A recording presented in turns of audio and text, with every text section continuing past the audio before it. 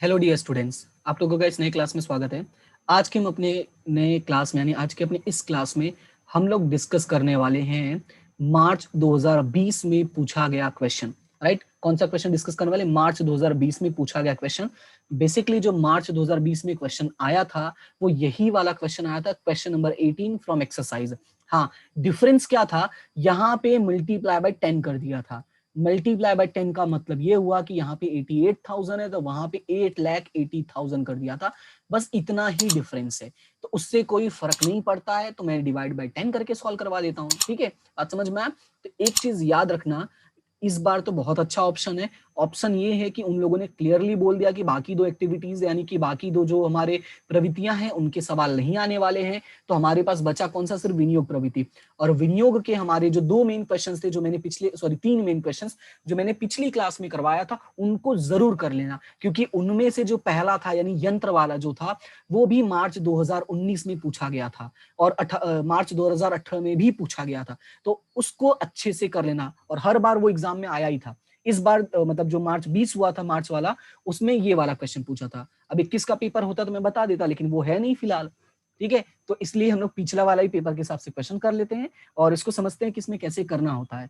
सबसे पहले हमें ये देखना है कि हमें कौन सी प्रवृत्ति का करना है, तो विनियोग प्रवृत्ति का करना है।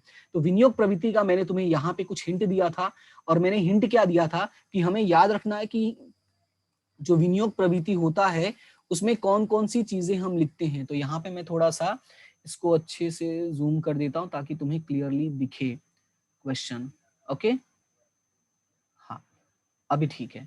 अब यहाँ पे मैं इसको लिख के समझाता हूँ, ये थोड़ा ज्यादा बड़ा हो गया अब। ओके, तो विनियोग प्रवृत्ति में क्या क्या आएगा क्या क्या नहीं आएगा वो कैसे याद रखना है कि विनियोग प्रवृत्ति में बेसिकली मैंने कहा था हमारा जो दीर्घकालीन संपत्ति होता है, क्या होता है हमारा? दीर्घकालीन संपत्ति। साथ ही साथ मैंने ये कहा था इसके अंदर जो हमारा विनियोग आता है उसका भी समावेश होता है। कौन सा विनियोग? अन्य विनियोग, अन्य दीर्घकालीन विनियोग। कौन सा? अन्य, यहाँ पे नीचे मैं लिख देता हूँ दीर्घकालीन विनियोग।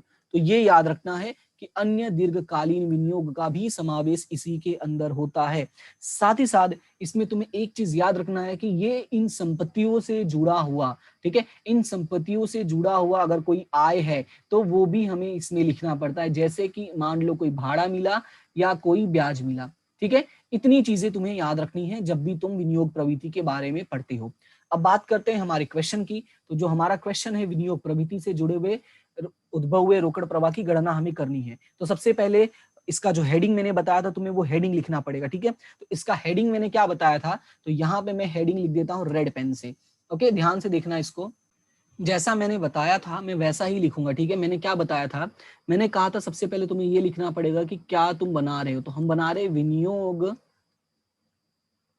प्रवृत्ति में से उद्भव हुआ रोकड़ प्रवाह पत्रक। ठीक है, अब यहाँ पे समझो। तो अब हमें ये समझा, मतलब रोकड़ प्रवाह पत्रक हमें बनाना है। और इसमें मैंने तुम्हें क्या कहा था, क्या याद रखने के लिए कहा था मैंने इसमें कहा था कि तुम्हें दो चीजें याद रखनी है। ऊपर तुम हमेशा क्या लिखोगे? जोड़ो। ऊपर क्या लिखोगे? हमेशा जोड़ो, मतलब वो चीजें जिनकी वजह से हमारे पास पैसे आए। और 4 लाइन छोड़ के नीचे क्या लिख दोगे? घटाओ। ठीक है, मेरा 4 लाइन से ज्यादा हो गया, कोई दिक्कत नहीं है। ठीक है, 4 लाइन ऊपर जोड़ो और नीचे 4 लाइन उसके बाद घटाओ। और जो भी जोड़ने वाले जो भी पैसे आएंगे वो ऊपर लिखेंगे, जो भी जाएंगे वो नीचे लिखेंगे। और साथ ही साथ यहाँ पे मैं 2 लाइन खींच देता हूँ। ठीक है, एक यहाँ पे दिखाई दे रहा है, हाँ दिखाई दे रहा है, और एक साइड में और एक यहाँ पे, ये भी दिखाई दे रहा है, दिखाई दे रहा है। ओके, तो स्टार्ट करते हैं हमारा क्वेश्चन। तो यहाँ पे क्वेश्चन में क्या लिखा हुआ है? सबसे पहले लिखा हुआ है गैर चालू विनियोगों का विक्रय।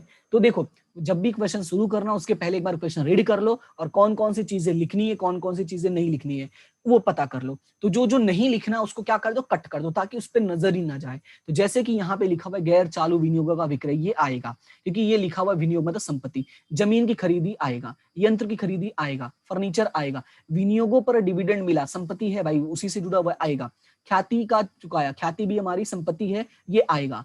अंश प्रकाशित किया। तो देखो अभी मैंने समझाया था पिछले वीडियो में कि अगर कोई भी ऐसा काम करते हो जिसमें तुम्हारा मेन टारगेट है पैसे कमाना, पैसे कमाने का मतलब ये है कि जो तुम्हें पैसे चाहिए उसके लिए तुम प्रवृत्ति कर रहे हो, तो भाई ये जो प्रवृत्ति है ये स्पेशली इसलिए की जाती है ताकि तुम्हें कुछ पैसे मिल जाए, तो हमें ये नहीं लिखना है, याद रखना। मैंने समझाया था, अगर वो नई चीजें पता चली हैं तो तुम वो वाला वीडियो अच्छे से देख लेना, उसमें मैंने बहुत ही डिटेल में एक्सप्लेन किया है कि अगर तुमने कभी पढ़ा होगा तो अच्छी बात है, नहीं पढ़ा होगा तो भी तुम्हें समझ में आ जाएगा। और अगर वीडियो देखना तो उसको लाइक शेयर सब्सक्राइब जरूर करना, आई मीन चैनल को सब्सक्राइब करना, उसको लाइक एंड शेयर जरूर करना, और साथ ही साथ इस वीडियो को भी लाइक करना और अपने दोस्तों के साथ शेयर जरूर करना, क्योंकि शेयरिंग इज केयरिंग। तुम शेयर करोगे, हो सकता है तुम्हारे साथ भी कुछ अच्छा हो जाए, ऐसा मान के तुम दूसरों के साथ भी नॉलेज अपना शेयर किया करो। ओके, फिर अगला बढ़ता है, अगले पॉइंट की तरफ बढ़ते हैं। अगला पॉइंट है डिबेंचरों का शोधन। अब डिबेंचरों का शोधन का मतलब याद रखना है, शोधन का मतलब होता है वापस करना, ठीक है।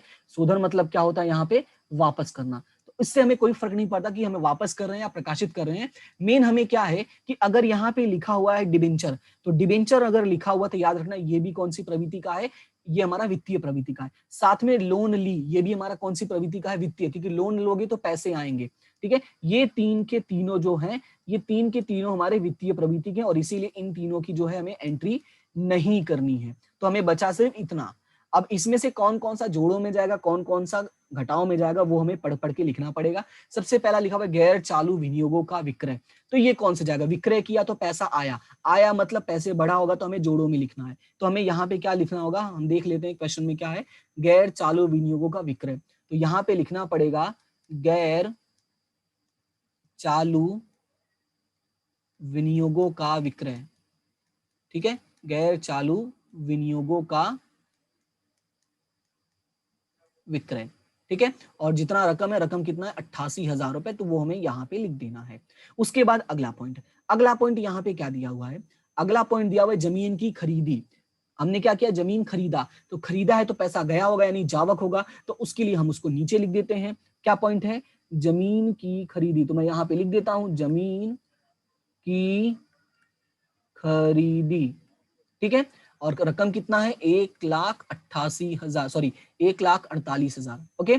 उसके बाद नेक्स्ट है, तो नेक्स्ट हमारा क्या है, नेक्स्ट हमारा यंत्र की खरीदी, कितना है, 98,000। अब यंत्र खरीदा है तो यंत्र की खरीदी यानी पैसा जाएगा, तो हमें नीचे लिख देना है उधार, ये घटाव वाले में। तो यहाँ पे भी मैं लिख देता हूँ यंत्र की खरीदी, और रकम कितना दिया हुआ है, 98,000 रुपए, ठीक है। इसको ब्रैकेट में दिखा देना, थोड़ा अच्छा रहेगा, यहाँ पे भी और यहाँ पे भी। उसके बाद अगला, अगला क्या दिया हुआ है तुम्हें, फर्नीचर बिक्री। फर्नीचर बिक्री मतलब पैसा आया होगा, फर्नीचर बेचा है तो पैसा आया होगा, तो वो ऊपर लिख देते हैं। क्या लिखते हैं, फर्नीचर बिक्री, रकम कितना है, 45,000 रुपए, साफ साफ दिख रहा है, मैं वही लिख देता हूँ, रकम कितना है, 45,000 रुपए। उसके बाद अगला, अगला क्या लिखा हुआ है, विनियोगों पर डिविडेंड मिला, मिला लिखा है, मिला, मिला मतलब पैसे आए होंगे, तो जब पैसे आए होंगे तो हमें पूरा का पूरा वही लिख देना है कि डिविडेंड मिला। तो यहाँ पे हम क्या लिख देते हैं, विनियोगों पर डिविडेंड मिला, लिखता हूं विनियोगों पर डिविडेंड, डिविडेंड, ठीक है, एक मिनट, हाँ, विनियोगों पर डिविडेंड मिला, कितना डिविडेंड मिला है, रकम है 40,000 रुपए। फिर अगला है, कहाँ गया अगला, हाँ, अगला है ख्याति का चुकाया। चुकाया मतलब पैसे गए, अगर हमने पैसे चुकाए हैं, ख्याति का गया है, तो वो भी हमें कहाँ लिखना है, यहाँ पे घटाओ में। तो यहाँ पे लिखेंगे ख्याति का चुकाया, पूरा ही लिख देता हूँ, ठीक है, ख्याति का चुकाया। और कितना रकम दिया हुआ है, तो रकम हमें दिया हुआ है 32,000 रुपए, ठीक है। तो वो पूरा का पूरा हमने 32,000 रुपए लिख दिया। अब अगला काम है कि इसको जोड़ के साइड में लिख लो, तो कितना रकम दिया हुआ है यहाँ पे, तो यहाँ पे रकम दिया हुआ है 88,000, ठीक है, कितना है, 88,000 प्लस 45,000 प्लस 40,000, इसको अगर जोड़ते हो तो ये आएगा 1,73,000, कितना आएगा, 1,73,000, ठीक है। हम कितना लिख देंगे, 1,73,000। उसके बाद इसको जोड़ो यानी घटाओ वाले को, तो इसमें कितना दिया हुआ, 1,48,000 दिया है, उसके बाद 98,000 दिया है, और उसके बाद 32,000 दिया है। अब इसको जोड़ोगे तो ये आएगा 2,78,000, लेकिन जो आएगा वो आएगा माइनस में, यानी ऐसे लिखना है। उसके बाद अब अगला काम होगा कि 173 में से 278 माइनस करो। ठीक है, क्या करोगे, 173 में से 278 माइनस करो। तो 173 में से तुम 278 माइनस करोगे तो ये कितना आएगा, ये तुम्हारा आ जाएगा यहाँ पे 1,05,000 रुपए। लेकिन ये जो 1,05,000 आएगा वो कैसे आएगा, वो आएगा माइनस में। इसको याद रखना है, क्या आया, माइनस में आया। तो अब तुम्हें क्या करना है, अब तुम्हें यहाँ पे लिखना पड़ेगा पूरा पॉइंट। तो यहाँ पे मैं लिख देता हूं, क्या लिखना पड़ेगा कि रोकड़ प्रवाह, ठीक है, सॉरी रोकड़ प्रवाह नहीं लिखते हैं, विनियोग की प्रवृत्ति में से हुआ रोकड़ प्रवाह लिखते हैं। तो इसको पूरा मिटा देता हूं मैं और यहाँ पे लिखता हूं कि विनियोग प्रवृत्ति से, विनियोग प्रवृत्ति में से हुआ रोकड़ प्रवाह। अब ये जो रोकड़ प्रवाह का आंसर है वो किस में आया, माइनस में आया है। और याद होगा मैंने कहा था जब भी आंसर माइनस में आए तो तुम यहाँ पे क्या लिखोगे, जावक। कि मतलब ये हुआ है कि पैसे हमारे पास से गए हैं, हमारे पास आया नहीं है। ठीक है, रोकड़ का क्या हुआ है, जावक हुआ है। क्लियर है इतना? तो आई होप कि ये क्वेश्चन आपको समझ में आ गया होगा। और ये जो क्वेश्चन है ये आपका मार्च 2020 में आ रहा है, इसलिए इसको अच्छे से प्रैक्टिस कर लेना। और जिनको बेसिक चीजें नहीं पता वो जरूर पिछला वीडियो देखें, वो आपके लिए बहुत काम आएगा। ठीक है, एमसीक्यूज के लिए भी बहुत हेल्प हो जाएगा, एक एक नंबर के क्वेश्चंस के लिए भी बहुत हेल्प हो जाएगा। ठीक है, तो उम्मीद करता हूं कि आप चीजें अच्छे से करेंगे, टाइम हमारे पास है, बढ़िया से प्रैक्टिस करो चीजों को। ओके, तो एक और क्वेश्चन इसका है और वो है हमारा क्वेश्चन नंबर 19। इसको भी हम प्रैक्टिस कर लेते हैं कि देखते हैं इसमें चीजें क्या है। तो इसको हम प्रैक्टिस कर लेते हैं। क्वेश्चन में लिखा हुआ है, नीचे दी गई जानकारी के आधार पर विनियोग की प्रवृत्ति में से उद्भव हुए रोकड़ प्रवाह की गणना कीजिए। अब एक चीज याद रखना, जब भी सवाल में तुम्हें 2 तारीख दिया हो, ठीक है, जब भी सवाल में तुम्हें 2 तारीख दिया हो तो हमेशा हम अंतर की रकम के हिसाब से गणना करते हैं। क्या, हमेशा हम अंतर की जो अंतर आएगा उसके हिसाब से गणना करेंगे। बात समझ में आए, उसके हिसाब से हमें सवाल सॉल्व करना पड़ेगा। क्लियर है इतना? उसके बाद अब यहाँ पे जो तुम्हें दिया गया है, अब इसमें से पढ़ो और समझो कि कौन कौन सा तुम्हारा विनियोग प्रवृत्ति का है। देखो एक चीज मैं तुम्हें समझा दूं, कभी कभी, ठीक है, मैं यहाँ पे लिख भी देता हूं। देखो कभी कभी जो हमारे अदृश्य संपत्तियां होती हैं, जैसे ख्याति, पेटेंट, कॉपीराइट, इनके बारे में, ठीक है, कोई जानकारी ना दी गई हो, क्या, इनके बारे में कोई जानकारी ना दी हो, सॉरी ना दी हो, ना ही हो नहीं, यार ये तो पूरा ही मिट जाता है, जानकारी, देखो ये फिर से आ गया, ना दी हो। तो जब जानकारी नहीं दी है तब हमें इसको मानना है कि भाई हमने क्या किया है, अपलिखित किया है। क्या किया है हमने, अदृश्य संपत्ति को हमने क्या किया है, अपलिखित किया है। ये छोटी सी चीज तुम्हें याद रखनी है, जब भी अदृश्य संपत्ति के बारे में कोई जानकारी ना हो और रकम जो है ना वो रकम भी छोटी हो, ठीक है, रकम भी कैसी होनी चाहिए, यहाँ पे मैं लिख देता हूं, रकम भी छोटी हो, तो हम समझेंगे कि भाई हमने क्या किया, उसको अपलिखित किया है।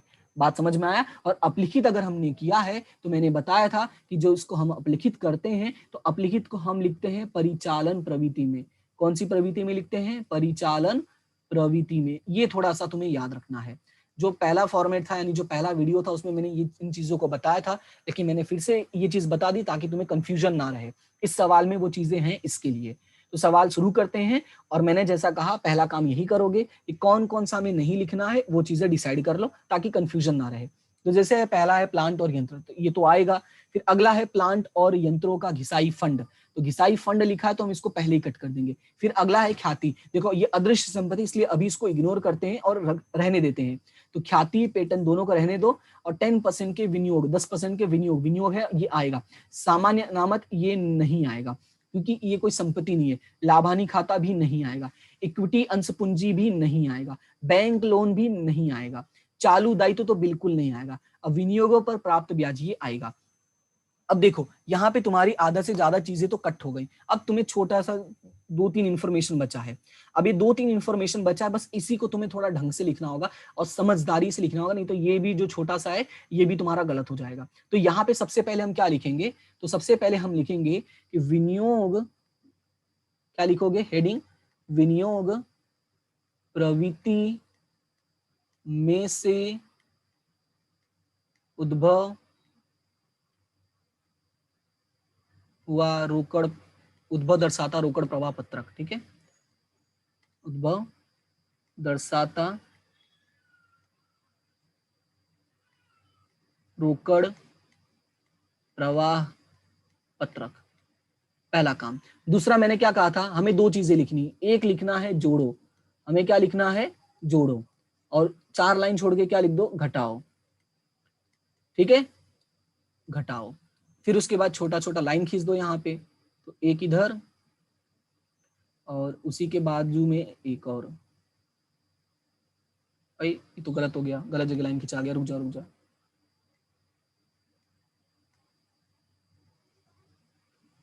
ये इधर, ठीक है, 2 लाइन खींच दिया हमने।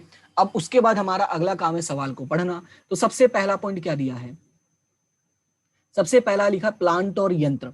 तो सबसे पहले ये देखो, ये जो तारीख है ये कौन सी है, ये 2016 की है और ये 2017 की। याद रखना हम हमेशा 16 से 17 को जाएंगे। तो 16 में था 7,20,000 रुपए और 17 में हो गया 9,20,000 रुपए।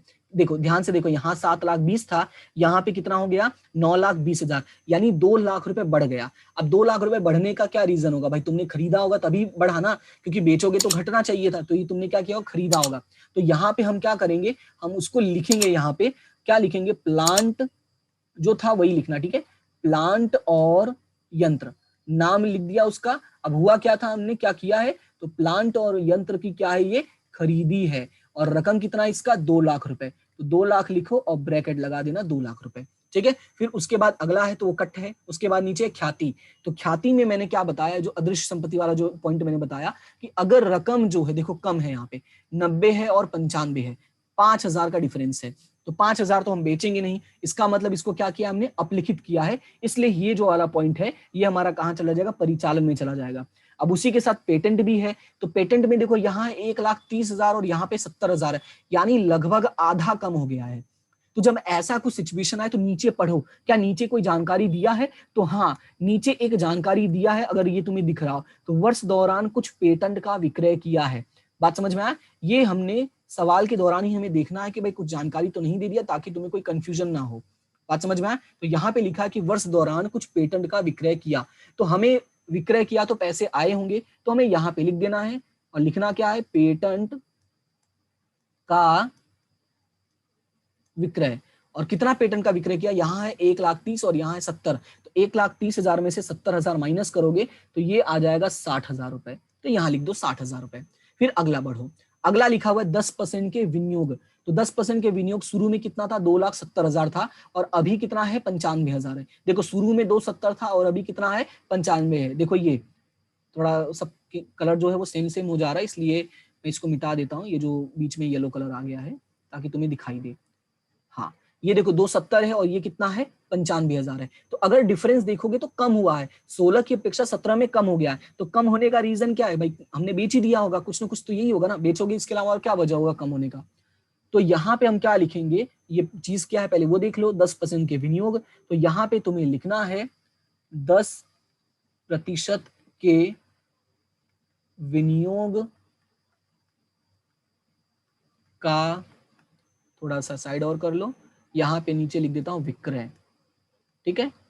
और रकम यहाँ पे कितना लिखोगे, और यहाँ पे रकम जो लिखोगे आएगा 1,75,000, दोनों का डिफरेंस, ठीक है। अब देखो यहाँ पे मैंने 4 लाइन बोला था छोड़ने के लिए, मैंने 4 लाइन खुद नहीं छोड़ा, तो तुम भाई याद रखना कि हमेशा 4-5 लाइन छोड़ देना, ओके। अभी अगर कोई और पॉइंट आए तो मैं यहाँ पे ऊपर लिख दूंगा, ठीक है। उसके बाद अगला है सामान्य नामत्व कट है, लाभानी कट है, इक्विटी कट है, बैंक लोन कट है, चालू ब्याज कट है, मतलब कुछ बचा ही नहीं। एक पॉइंट और बचा है, विनियोगों पर प्राप्त ब्याज। तो देखो पैसा मिला है, प्राप्त हुआ है, ब्याज मिला है, तो कहाँ लिखोगे, जोड़ों में। तो यहाँ पे मैं लिख देता हूं विनियोग पर प्राप्त ब्याज, ठीक है, वो मैं पूरा ही लिख देता हूं, विनियोग पर प्राप्त ब्याज। कितना ब्याज मिला है, 18,000 रुपए, वो मैंने लिख दिया। अब देखो मैंने क्या कहा था, जोड़ों का इधर लिख दो और घटाओ का यहाँ पे तो 2 लाख है ही, तो 2 लाख में डायरेक्टली लिख देता हूँ क्योंकि इसका टोटल मुझे आ जाता है, लेकिन ये वाले का टोटल करना जरूरी है, तो इसका भी हम टोटल कर लेते हैं। टोटल कितना है यहाँ पे पहले का है 18,000, 1 मिनट, पहले का कितना है, मेरा कैलसी थोड़ा, पहले का है 18,000, दूसरे का है 60,000 और तीसरे का है 1,75,000, तो इसको जोड़ोगे तो ये आएगा 53,000, 2,53,000। तो इसको मैं मिटा देता हूं और यहाँ पे लिखता हूं 2,53,000। अब 2,53,000 में से 2 लाख माइनस करोगे तो यहाँ पे कितना बचेगा? 53,000 रुपए। कितना बचेगा? 53,000 रुपए। अब तुम्हें क्या करना है, सेम इसी की तरह कॉपी पेस्ट करना है कि विनियोग प्रवृत्ति में से हुआ रोकड़ प्रवाह, ठीक है, या प्राप्त रोकड़ प्रवाह। तो यहाँ पे मैं पूरा लिख देता हूं कि विनियोग प्रवृत्ति में से प्राप्त या उद्भव हुआ रोकड़ प्रवाह। अब ये रोकड़ प्रवाह देखो, आंसर माइनस में है कि प्लस में है? तो आंसर प्लस में है। तो यहाँ पे क्या लिखोगे भाई? ये आवक है। ये क्या है? आवक है। तो ये चीजें याद रखनी है कि तुम्हें ब्रैकेट में लिख देना है कि आवक है कि जावक है। ठीक है, बात समझ में आया? तो ये 2 क्वेश्चन है तुम्हारे विनियोग प्रवृत्ति का। पूरे एक्सरसाइज में सिर्फ 2 ही क्वेश्चन है। इन दोनों क्वेश्चन को ढंग से कर लेना। ये जो क्वेश्चन है ये तो यहाँ पे मैं लिख देता हूँ कि ये जो है मार्च 2020 में आया था। बस इन लोगों ने किया क्या था कि जो भी जानकारी थी उसको 10 से गुना कर दिया था, मतलब 10 गुना करके दिया था। ओके, तो यहाँ पे मैं लिखता गुड़े 10 गुना करके आया था। तो ये याद रखना। और भी साथ में मैंने कहा कि जो इसके एमसीक्यूज है मैं वो भी करवा दूंगा। मैंने पिछले क्लास में भी कहा था लेकिन उसमें नहीं करवा पाया था, तो यहाँ पे आज मैं करवा देता हूँ। तो यहाँ पे देखो एमसीक्यूज में टोटल कितना दिया हुआ है? 13 दिया हुआ है, लेकिन हमें वही देखना है जो हमारे काम का है। बट बाकी चीजें भी मैं थोड़ा थोड़ा बता देता हूँ ताकि तुम्हें आइडिया रहे। जैसे पहला पॉइंट लिखा है रोकड़ प्रवाह प्रवृत्ति में कितनी प्रवृत्तियां होती हैं। पहला पॉइंट क्या लिखा है? रोकड़ प्रवाह प्रवृत्ति में कितनी प्रवृत्तियां होती हैं। तो इसको हमने पढ़ा है कि टोटल कितनी प्रवृत्तियां होती है? 3। कौन कौन सी प्रवृत्तियां होती हैं? तो यहाँ पे मैं लिख देता हूँ विनियोग, ठीक है, परिचालन और वित्तीय। कितनी प्रवृत्तियां होती हैं? 3। कौन कौन सा? विनियोग, परिचालन और वित्तीय। तो आंसर हमारा क्या हो जाएगा? आंसर होगा 3। उसके बाद अगला है रोकड़ समकक्ष की। अब यहाँ पे पूछा है रोकड़ समकक्ष की और ब्रैकेट में लिखा हुआ है, मतलब 4 ऑप्शन है। प्रवाहिता उच्च प्रवाहिता होती है, उच्च संपन्नता होती है, उच्च लाभप्रदा होती है, उपयुक्त सभी। उपयुक्त सभी। तो अब यहाँ पे हमें समझना है कि इसमें से आंसर क्या है। तो जो रोकड़ है, रोकड़ समकक्ष है, जब मैंने इसके बारे में समझाया था तो मैंने बताया था इनको हम बहुत ही जल्दी से बेच के पैसा निकाल सकते हैं। तो इसका मतलब होगा इसकी जो प्रवाहिता है वो क्या होगी? उच्च होगी। तो आंसर जो आएगा वो तुम्हारा क्या आएगा? सॉरी। तो यहाँ पे मैं आंसर टिक कर देता हूँ, ये होगा इसमें क और इसमें अ। उसके बाद तीसरा है चालू संपत्ति में कमी और चालू दायित्व में वृद्धि। तो ये है तुम्हारा परिचालन प्रवृत्ति का। तो इसका थोड़ा डिटेल में जानना जरूरी है, तो इसलिए मैं इसको नहीं बताता हूँ, ठीक है, क्योंकि उसमें टाइम ज्यादा चला जाएगा और हमें वो अभी जानना जरूरी नहीं है। हाँ, बाकी अगर तुम्हें ऐसा लगता है कि तुम्हें जानना की इच्छा है, तुम्हें जानना है कि इन सब में क्या आता है, तो तुम कमेंट सेक्शन में बता सकते हो। तो परिचालन प्रवृत्ति के बारे में एक वीडियो में अलग से बता दूंगा, ठीक है। लेकिन अगर कमेंट आएंगे अच्छे खासे, मुझे लगेगा कि बच्चों को जानने में सच में इच्छा है, तो ही मैं बताऊंगा। क्योंकि देखो अभी एग्जाम के लिए ही प्रिपरेशन है, तो फिलहाल उसी पे फोकस करेंगे हम लोग। उसके बाद अगला है चालू संपत्ति में वृद्धि, ये भी सेम ही है, तो इसको भी हमें नहीं करना है। उसके बाद है देनदार और लेनी हुंडी। तो ये भी हमारा क्या हो जाएगा? तुम्हारा ये भी परिचालन का ही हो जाएगा, इसलिए इसको भी नहीं करते हैं। फिर लिखा गया नीचे में से कौन सा व्यवहार हमेशा परिचालन प्रवृत्ति का व्यवहार होता है? हमेशा ही परिचालन का होता है, कौन सा? अब इसमें से देखो ये भी परिचालन का ही साफ साफ है, लेकिन ये छोटा है तो इसको मैं बता देता हूँ। बाकी देखो क्या है, थोड़ा एक्सप्लेनेशन में टाइम जाएगा। तो यहाँ पे हमारा कि ये जो अभी 4 है तो पढ़ते हैं। पहले लोन का चुकाया, तो लोन कौन सी प्रवृत्ति का है? तो ये है लोन हमारा वित्तीय प्रवृत्ति। तो मैंने कहा था जो वित्तीय प्रवृत्ति से जुड़ा होगा वो वहीं जाएगा। देखो जहां बाप है वहीं बेटा है, तो मतलब ये है कि अगर लोन वहां जाएगा तो उसका ब्याज भी वहीं जाएगा। फिर प्राप्त डिविडेंड, डिविडेंड किस पे मिलता है? जब तुमने कहीं पैसे विनियोग किया हो, तो विनियोग प्रवृत्ति है विनियोग का, तो डिविडेंड भी कहाँ जाएगा? विनियोग प्रवृत्ति का जाएगा। अब ये चुकाया डिविडेंड है, मतलब तुम्हारे पास किसी ने विनियोग किया था, तो तुम्हारे पास किसी ने विनियोग किया था मतलब तुमने लोगों से पैसे मांगे थे, क्या किया था? वित्तीय का मांगा था। तो ये भी कौन सा हो जाएगा? वित्तीय प्रवृत्ति का हो जाएगा। तो बचा कौन सा? वेतन खर्च। तो याद रखना कि जो वेतन खर्च होता है वो हमेशा कहाँ होता है? परिचालन का ही होता है, और ये भी थोड़ा याद रखना। उसके बाद अगला है विनियोगों पर मिला डिविडेंड या ब्याज की रकम। अब ये क्या है? विनियोगों पर मिला डिविडेंड या ब्याज की रकम, तो ये है हमारा क्वेश्चन नंबर 7। अब इसमें समझना है कि हमें क्या होता है। तो ब्याज की रकम मिला है, तो मिलने से क्या होता है? रोकड़ बढ़ता है कि घटता है? रोकड़ बढ़ता है। तो बढ़ोगे कि बढ़ता है तो जोड़ोगे या घटाओगे? सीधी सी बात है, जोड़ोगे, जो मैंने अभी बताया। तो यहाँ पे देखना है कि कौन सी प्रवृत्ति का है, तो साफ साफ विनियोग लिखा है, तो ये परिचालन कट हो जाएगा, ये वित्तीय कट हो जाएगा, तो बचेगा ये दोनों। अब इन दोनों में से क्या होगा वो समझना है। तो पैसा मिला है तो हम उसको क्या करेंगे, जोड़ेंगे घटाएंगे, तो जोड़ेंगे। तो यहाँ पे तो घटाओ लिखा तो कट हो गया, यानी बचा कौन सा, सी। तो यानी आंसर जो तुम्हारा होगा वो क्या हो जाएगा, क। क्या होगा, विनियोग प्रवृत्ति में रोकड़ प्रवाह में जोड़ा जाता है। और अभी मैंने जो सवाल करवाया वो मैंने इसी तरह से करवाया। बात समझ में आया, मैं क्यों सवाल तुम्हें जोड़ो घटाओ के बता रहा था, ताकि ये भी तुम्हें समझ में आ जाए। उसके बाद है बैंक ओवरड्राफ्ट। अब बैंक ओवरड्राफ्ट कौन सी प्रवृत्ति का है, तो देखो भाई इसका आंसर तुम लोग याद कर लेना, क्योंकि ये पूछा जाता है। देखो जो बैंक ओवरड्राफ्ट है ये तो तुम्हारा है चालू दायित्व, भाई ये तो कंफर्म है, लेकिन इसे माना जाता है वित्तीय प्रवृत्ति का। कहाँ का माना जाता है, वित्तीय प्रवृत्ति का, क्योंकि जो बैंक से पैसा लेने, जो बैंक है ओवरड्राफ्ट दे रही है वो हमें किस लिए दे रही है, हमें पैसा चाहिए इसलिए। और ये कोई आय कमाने के लिए नहीं हम कर रहे हैं, ठीक है, कोई पैसा कमाने के लिए नहीं कर रहे हैं, इसलिए कौन सा माना जाएगा, वित्तीय प्रवृत्ति का माना जाएगा। जिसको अच्छे से याद करना कि भाई चालू दायित्व है, लेकिन ये कौन सी प्रवृत्ति का माना जाता है, प्रवृत्ति, अवित्तीय प्रवृत्ति का। उसके बाद अगला है प्राप्त भाड़ा। अब अगला कौन सा है, प्राप्त भाड़ा। तो भाड़ा जब हमें मिलता है तब हम क्या करते हैं, विनियोग में जोड़ देते हैं, ठीक है, क्योंकि ये विनियोग प्रवृत्ति से ही मिला है। तो यहाँ पे देखो लिखा है परिचालन प्रवृत्ति में जोड़ा जाता है और वित्तीय में घटाया जाता है, परिचालन प्रवृत्ति में जोड़ा जाता है और वित्तीय प्रवृत्ति में जोड़ा जाता है। इसमें तो विनियोग कहीं आया नहीं, इसको दोनों को कट कर देते हैं। फिर अगला है परिचालन प्रवृत्ति में जोड़ा जाता है और विनियोग प्रवृत्ति में भी जोड़ा जाता है, परिचालन प्रवृत्ति में घटाया जाता है और विनियोग प्रवृत्ति में जोड़ा जाता है। अब देखो दो आया विनियोग का, एक इधर है और एक इधर, अब इन दोनों में से कौन सा होगा, तो तुम्हें कौन सा याद है, तुम्हें याद है कि विनियोग प्रवृत्ति में जोड़ा जाता है, ठीक है, तो दोनों में जोड़ा है, ये तो बड़ा कंफ्यूजन कर दिया। तो अब यहाँ पे समझो, अगर दोनों में जोड़ा है, मतलब दोनों में आंसर जोड़ा लिखा हुआ है, तो एक सीधी सी बात है, अगर किसी में जोड़ रहे हो यानी किसी में जोड़ा है तो कहीं ना कहीं तो घटाया होगा, है ना। तो अब दोनों जगह तो जोड़ नहीं सकते, क्योंकि हमें पता है भाई उल्टा ही होता है हमेशा, एक जगह जोड़ोगे तो दूसरी जगह घटाओगे। तो देखो यहाँ पे जोड़ा है, यहाँ पे भी जोड़ा है, तो मतलब ये पॉसिबल नहीं है, लेकिन यहाँ जोड़ा है और यहाँ घटाया है तो ये पॉसिबल है। तो मतलब ये हुआ कि जो तुम्हारा आंसर होगा वो क्या होगा, भाई परिचालन प्रवृत्ति में से घटाया जाता है और विनियोग प्रवृत्ति में क्या होता है, जोड़ा जाता है। तो इसको याद रखना है, ठीक है, ये दो तुम्हें खास करके याद रखने। कौन कौन से दो याद रखने हैं, एक है तुम्हें बैंक ओवरड्राफ्ट वाला और एक तुम्हें याद रखना है प्राप्त भाड़ा वाला। ये दो बहुत इंपॉर्टेंट पॉइंट है, इन दोनों को अच्छे से याद रखना। उसके बाद अगला है गत वर्ष में तुलना में चालू वर्ष में ख्याति रकम घटती है तो। अभी कुछ देर पहले मैंने ये पॉइंट करवाया कि गत वर्ष की तुलना में चालू वर्ष में ख्याति की रकम घटती है तो क्या होता है। तो जब ख्याति की रकम ऐसे अचानक से घटती है तो हम उसको क्या मानते हैं, अपलिखित मानते हैं, ठीक है। अगर सवाल में लिखा गया बेचा है तो ही बेचा मानेंगे, नहीं तो हम उसको क्या मानते हैं, अपलिखित मानते हैं। तो इसका आंसर हो जाएगा सी। फिर अगला है रोकड़ बैंक में भरे तो। देखो ये भी मोस्ट आईएमपी पॉइंट है और विनियोग प्रवृत्ति का है, मतलब है तो वित्तीय का, लेकिन इसको अच्छे से कर लेना क्योंकि ये हमें समझना जरूरी है। देखो ये किसी प्रवृत्ति का नहीं है, एक्चुअली वित्तीय का भी नहीं है, ये किसी भी प्रवृत्ति में नहीं आता है, क्योंकि हम जो रोकड़ प्रवाह पत्रक बना रहे हैं हमें यही तो जानना है कि रोकड़ कितना मिला।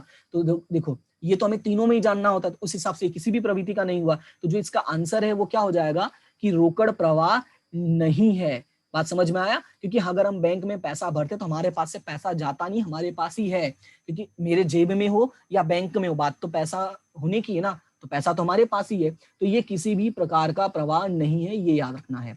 उसके बाद अगला है नीचे में से किसका वित्तीय खर्च में समावेश होता है। तो सीधी सी बात है, जो ब्याज है वही जाएगा हमारा वित्तीय खर्च में, तो ये सिंपल है। उसके बाद अगला है अंतरिम डिविडेंड चुकाया जाए तब। तो भाई ये डिविडेंड आ गया, डिविडेंड चुकाना है तो ये वित्तीय प्रवृत्ति का, इसमें इसलिए ज्यादा डिस्कस नहीं करते, इसको इग्नोर करते हैं। तो जितने इसमें मैंने एमसीक्यूज करवाए हैं सारे एमसीक्यूज अच्छे से कर लेना, क्योंकि ऑप्शंस इनके पास नहीं है। इन्होंने दो बड़ी बड़ी प्रवृत्तियों को कैंसिल कर दिया और बचाया है सिर्फ एक प्रवृत्ति। कौन सा, तुम्हें सिर्फ विनियोग प्रवृत्ति दिया है, इसलिए इनको अच्छे से कर लेना। और साथ में जो इनके जो क्वेश्चन है ये 1-1 मार्क्स वाले, ये भी कर लेना, तुम्हारे काम आएगा। ओके, तो मिलते हैं हम अपनी नेक्स्ट क्लास में, और आज के लिए इतना ही, और ये चैप्टर यहीं पर फिनिश होता है। और अगर कोई समस्या कोई प्रॉब्लम होती है तो तुम कमेंट सेक्शन में करके बता सकते हो। तो उम्मीद करता हूँ कि आपको वीडियो पसंद आएगा, चीजें समझ में आई होंगी, और अगर चीजें समझ में आई हैं तो वीडियो को लाइक करना, अपने दोस्तों के साथ शेयर करना और चैनल को सब्सक्राइब करना बिल्कुल भी मत भूलना। तो ये सारी तीनों चीजें करोगे और ये तीनों चीजें आपकी तरफ से मेरे लिए क्या होंगी, छोटा सा सपोर्ट होंगी। आपकी तरफ से छोटा सा होगा लेकिन मेरे लिए काफी बड़ा सा होगा, राइट। तो उम्मीद करता हूँ कि सारी चीजें करोगे और हमेशा इसी तरह से हंसते रहो, मुस्कुराते रहो और आगे बढ़ते रहो। हम मिलते हैं अपनी नेक्स्ट क्लास में, तब तक के लिए thank you so much and have a good day.